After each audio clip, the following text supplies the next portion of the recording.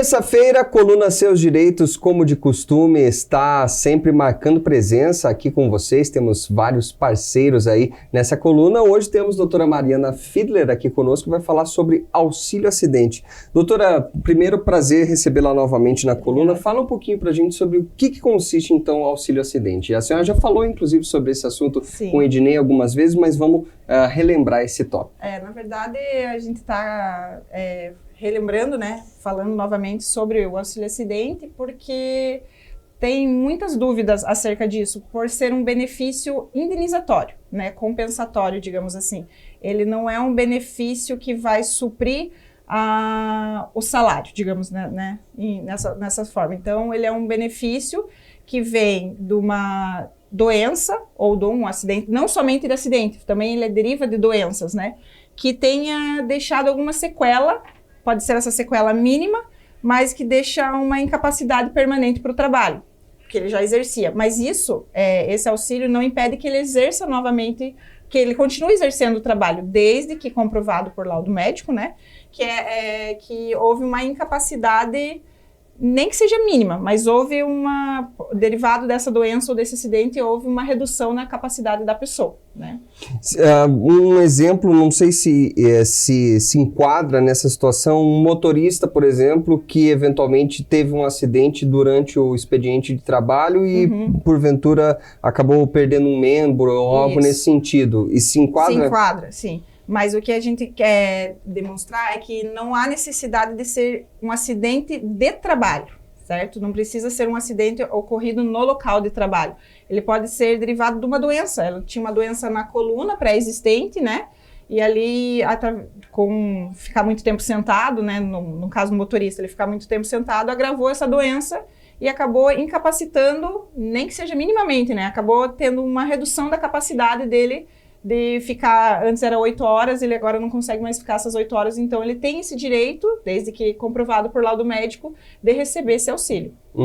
E esse auxílio é um valor, é uma soma, né? Uma soma, como é que funciona? Ele é 50%, até 50% da soma das últimas contribuições desde 94, né? Ele é feito um cálculo e ele é até 50% desse valor das contribuições.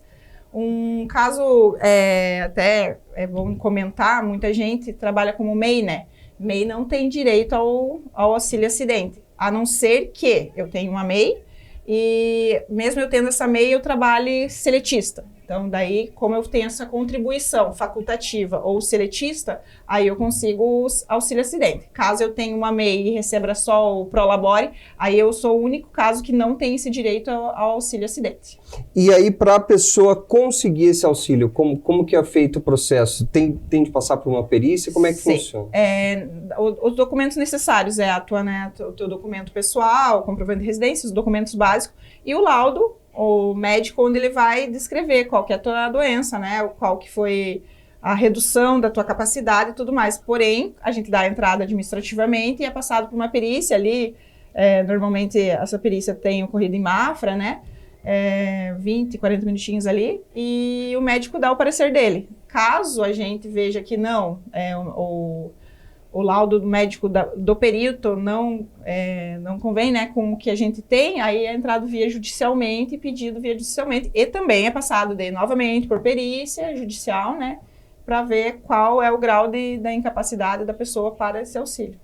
Se eventualmente essa pessoa não tiver uma redução da capacidade, mas ficar impossibilitada de exercer a função que ela exercia antes, aí é um outro... É um outro caso. Daí tem o auxílio doença também, né, que é outro caso, né, ele está doente e incapacitado naquele momento. Então, daí ele tem o direito ao auxílio doença, que é outra parte, daí você não consegue trabalhar durante o recebimento do auxílio doença. Você está com uma incapacidade, temporária. Aí, passado esse auxílio doença, visto que há uma capacidade permanente, que vai ficar uma redução, aí sim você entra com o auxílio acidente. Aí que você entra com o pedido. A partir do momento que a pessoa tem esse acidente ou essa redução na capacidade dela e ela entra com esse pedido para receber o auxílio, até ela receber, esses meses nessa lacuna, eles são compensados depois? Sim, você desde do teu pedido, né, do teu pedido da entrada do teu auxílio. Só que você pode retroagir até 5 anos para trás, né? Tem a regra da prescrição até 5 anos. Então, essa doença pode ter existido lá atrás, você ter os documentos desde lá atrás e vir requerer agora. Então, você consegue pedir todo aquele tempo que você já vinha com essa redução, desde que comprovado, né, por médico que houve redução desde lá atrás. E caso o empregador, enfim, esse auxílio depende de algo que o empregador tenha de fazer? Não tem, não é, se tem necessidade da CAT lá, não tem, não precisa desse documento, desde que tenha um laudo. O médico precisa ter um laudo, como não é só casos de acidente, como é casos de doença já também, que ocorridas, né, no trabalho ali, que eu dei o exemplo do sentar, né?